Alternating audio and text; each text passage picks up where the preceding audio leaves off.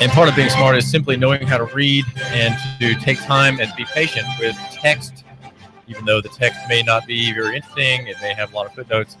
If you just give it time, you will see things that are important. And if you have a little bit of time beyond that, beyond the reading to think, you will draw conclusions and I would hope be able to act appropriately and prudently and wisely in your life. This is David Tulis, and I'm glad you're giving me just a couple minutes of your time here. I'm looking at a chart that is posted online by Hickson Utility District, the 2016 Water Quality Report.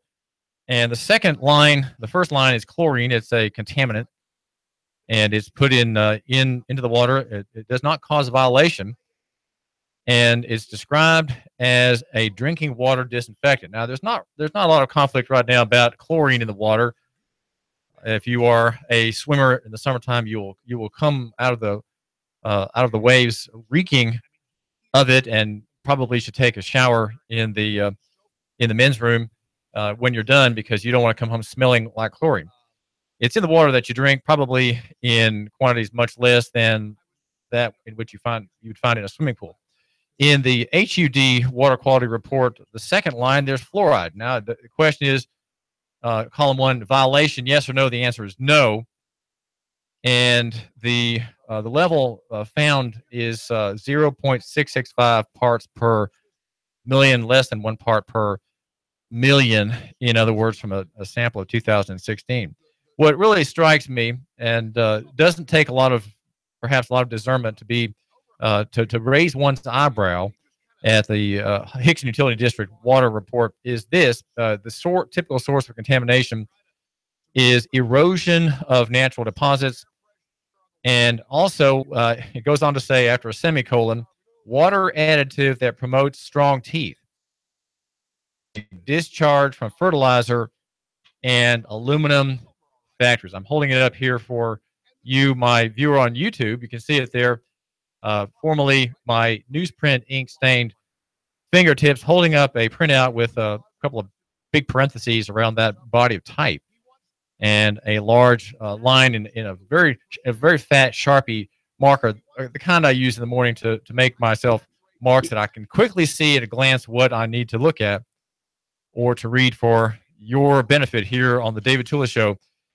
Again, fluoride is a discharge from fertilizer and aluminum factories. In other words, it is an industrial waste that is there because the board wants it to be there. The 3 members of the board of Hickson Utility District, including one, Catherine Hunter, who is a very high and very important official in the Bill Haslam administration in Nashville. She is his personnel director, overseeing the largest corporation in the state, and that is the state itself, with I think 40,000 employees. And she is the director. Catherine Hunter lives in Saudi Daisy, and with her husband, and is a member of the board of directors, the board of Hickson Utility District. And last year, at the end of the year, November, December, there was an uproar that we covered here at Nooga Radio, and was covered in the press most intensely at Nooganomics.com, the website for The Man Who Matters and my chief sponsor here on the David Tulis Show at Nooga Radio. And there we covered in great detail the arguments for and against fluoride, because Heath Martyr, who, as we are chatting now, is in my kitchen doing a water quality test on the tap that lets us wash our dishes and fill our ice cube trays in the radio station kitchenette. That we are in the Goss Insurance Building, so we are having water provided to us by Tim and Jim Goss, who run the insurance agency, with Auto Owners Insurance and many other big names in service.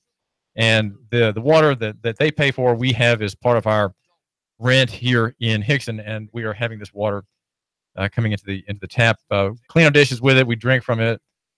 And I come from Saudi Daisy in the morning here to the studio, and I have always a big one of those steel cups. It's one of the mossy oak cups that are that hold their charge forever. It seems like whether it's hot or cold, you can have your ice cubes in there, and it'll be freezing water all day long. It's an amazing invention to have these cups appear in the past 2 or 3 years. And the water in there is, of course, cold, and it comes from the Northwest Utility District, which serves North Hamilton County, and it is overseen by a manager, David Collette, and then also a board of about, I think, 7, maybe, whose members voted in July to abandon the practice of fluoridation, the use of hydrofluorosilicic acid in the water. And here we have Hickson Utility District, which is standing firm, being extraordinarily, I'd say, liberal. It's being very liberal in maintaining this material in the water, and it describes it in its own water report as discharge from fertilizer and aluminum factories. In other words, it's an industrial waste product, which I have called it from the beginning. And you say, well, David Tulis, you're involved in advocacy journalism. Well, I don't know that that's true in this case, because while I advocate for clean water and advocate for the environment and for constitutional government, that gives that those ideas frame, right. If certain things are visible to me that are not visible to others, and if you're an establishment journalist, let's say working for the Times Free Press or one of the TV stations, you see things in a certain way, and that premise, those presuppositions, let you see the news and decide what's important, right? Your presuppositions, which are in the end religious concepts, they're religious concepts as to what is right and wrong. Whose law are you following? Whose law are you obeying? Those are your presuppositions in the deepest point of your mind and your heart. And from that seat of your being, you might say, from your soul, however that might be informed, come how you view the world intellectually, in terms of every issue into which you look, you see in terms of those presuppositions. So that your ideas form your coverage. In other words, everybody has a bias, everybody has a presupposition, which stands upon or is stood upon by what you say, and how your more immediate thinking processes are premised on those. So if you have a presupposition of the need to have a limited government, obedient to the Constitution, obedient to God, and also that government, that the civil magistrate, that the state should not engage in the creation of privileges and cartels. If that is a presupposition that that's an evil, you can suddenly see how the fluoride story that is breaking again in middle part of Chattanooga. You can see how that story is important, and so we have a water test being made on our drinking water here in the studio. And I mentioned my cup because it comes to me to work here at the studio with very clean water from Northwest Utility District, and it's a very fine board acting cautiously, saying, no, we're not gonna put that industrial poison, that industrial waste product in our water, because we're cautious, we're conservative, we're worried about liability. We are concerned about our liability in putting a chemical in the water for which there is no requirement. There is no rule, for which there is no rule demanding that we do so. There is no duty under statute in Tennessee to put fluoride in the water. And we at Northwest Utility District, serving North Hamilton County, that would be Sale Creek, Soddy Daisy, and many little hamlets around the northern part of Hamilton County. We are not going to do the risky thing. We're not going to do the bold and courageous thing and keep it, something that's been in the water since at least, well, I'm not sure exactly now what the story is about that district, but I'm guessing since the 1950s or the 1960s. Fluoridation began as an experiment, a recycling experiment among big industrial concerns who were kind of at the decline of certain industries after the war. And so we have this asset. Can we make something useful out of it? Let's say it heals teeth, right? It helps the enamel on children's teeth. And then there's an experiment that suggests that might be a benefit. Let's see if we can get water districts to put it in the water, and we can solve a problem of children's tooth decay among the smallest group of children, probably ages 3 to 6. In that range is where there's some outward benefit from the use of this chemical. Let's see if we can get that to happen. And it's been in probably as many as half the water systems in the country since the end of World War II. An age of high confidence in the state, right? At the end of World War II, the national government was the owner of virtually everything. There was total federal hegemony, which is to say control of virtually the whole economy. And so the long process of decline was setting in as with the flash of nuclear detonations over 2 Japanese cities, destroying millions of hundreds of thousands of innocent people. Our decline set in. Our decline as a nation state set in by one account, and so the industry, the people who ran the industry had to shift themselves a slight bit more, and fluoridation of water systems, civilian water systems, was part of that program. Well, we have in the news today the story about the man in Hickson being slain by the Tennessee Highway Patrol officer on Monday night. And I thought to myself, this is another story. It's not clear. It's not clear what the rationale behind it is. There was a stop. There was a chase. The man drew a weapon, and the Tennessee Highway Patrolman, who's not named yet, according to spokesman Harmon, who had a press conference here Monday night in Chattanooga, that officer's on paid vacation until things are sorted out. The investigation is by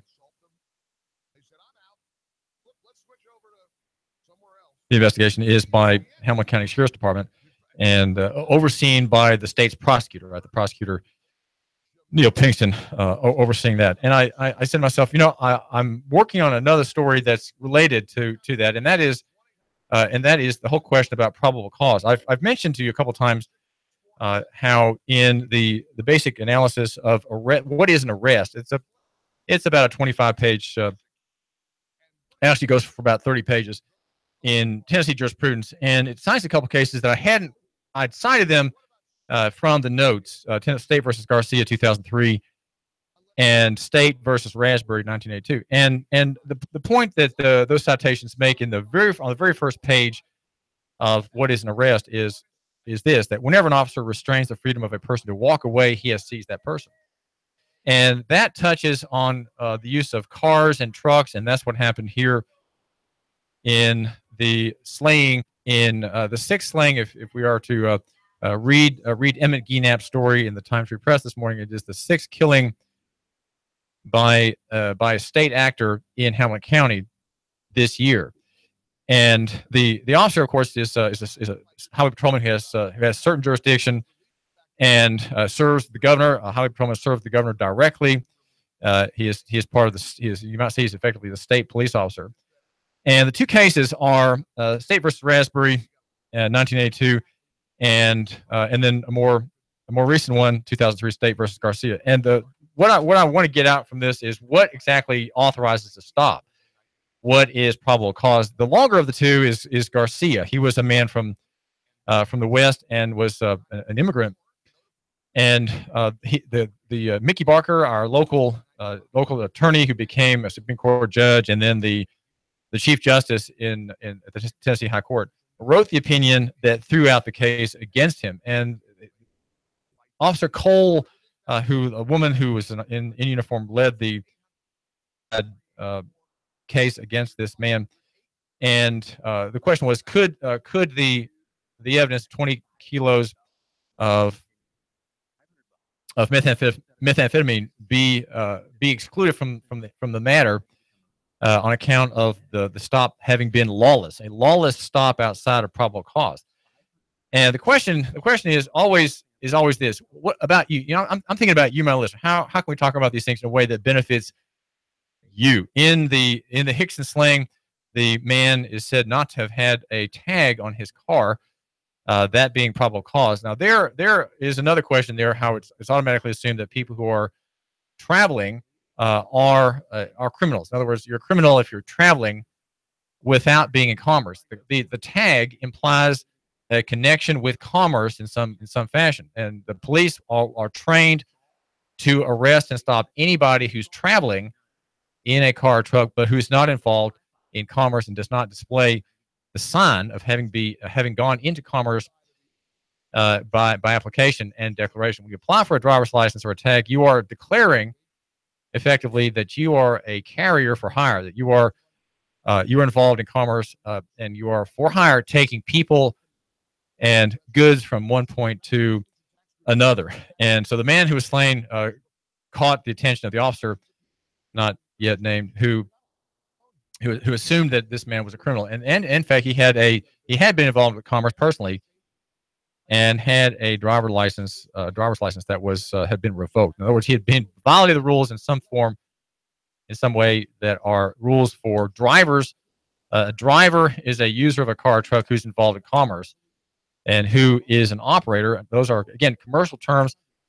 He was an operator because he was involved in profit seeking, profit taking, profit making of the public's roads, the highways. Those belong to you, the people, you, my listener, and every other person out there who is a member of the public and a resident and taxpayer of the state. You are the owners of the street, and the state is the steward. It is enforcing public safety through the police power on that point. And that's how it gains jurisdiction over almost every user of the road, is by having made sure, by hook and crook, and you must say by culture, by control of the culture in the state and among its people, that everybody understands that you cannot possibly travel freely as a matter of right on the public right of way by car or truck. You have to be involved in commerce, subject to regulation. Commerce and transportation legally are regulable activities. They can be regulated by the state, and for a good reason, I would say. At least it's understandable and probably legally defensible to the last point. And that is because in commerce, you are using the public's asset, damaging that asset, putting holes and potholes in that asset, and you are making a profit on it, right? Because the driver, the operator being involved in commerce, is making his living in the business of transporting goods and people for hire, either as a common carrier or as a hired carrier under contract. So there are two kinds of carriers, and that person is involved in it. So the stop began transportation slight. In other words, the man in that car was slighting the status quo, which is that only transportation is allowed on the public's roads, and no one can travel freely. No one can be in a car that's not into and in the stream of commerce, interstate and intrastate commerce. Now, the part, let's see, I've got a bunch of pages here, and I'm trying to figure out what's the best thing to mention to you right quick, just for your own benefit. And that is, here's the standard. Okay, when you're approached by the officer on the side of the road, the flashing lights mean you're under arrest. Okay, both these cases make it very clear they're citing the Terry decision and the Fourth Amendment to the Constitution and the Tennessee Bill of Rights, make it very clear that if you're stopped, that stop equals arrest equals seizure, right? They're all the same thing. And when the blue lights come on, you are under arrest. Now, if you're under arrest, the question is this: when do you start talking, or when do you stop? Now, if you are cautious of your rights and intend to defend your rights, then you stop talking immediately. You say nothing, you show nothing, you give nothing. You do not get out of your car to have a conversation. You do not volunteer anything. And so, if you're asked to get out of the car, you're being asked to get out of the car. Under what grounds are you being forced out of the car? Well, that's a question I can't get into here, but I would say that if you stand your ground and assert your rights, if you invoke and assert and defend your rights under the Constitution and under the current opinion about it, that would be the Terry ruling, you need to know that the blue lights mean you're under arrest, and therefore anything you say can and will be used against you. Anything and everything. So even the giving of a license, the giving of proof of insurance, the giving of registration, that means the document that makes your car clearly involved in commerce. Those are all yielding of your rights. And you have a right to not say or do anything, not to incriminate or give anything out at all at the first step. There has to be a reasonable grounds to believe or an articulable suspicion. Those are the two of the operating words by the officer that that you are involved in a criminal act. If you're not involved in a criminal act and you haven't been weaving or doing anything irregular, then you don't have to be concerned that he actually has something on you. Okay, that's often what you think. He may have something on you that you're not aware of. Well, that's often just bluff and bluster and threat and intimidation. Well, this is David Tulis. We're going to talk about what you're putting in your mouth if you are in Hickson and you are thirsty and you've got a big glass with clinking ice cubes in it and you're putting it to your lips and you're imbibing that very clear liquid H2O water. What is the standard of that water? The board of Hickson Utility District will be having another nonchalant meeting Friday afternoon at 4 o'clock. David Tulis. The Tennessee Valley's news, talk, and sports leader, Nooga Radio.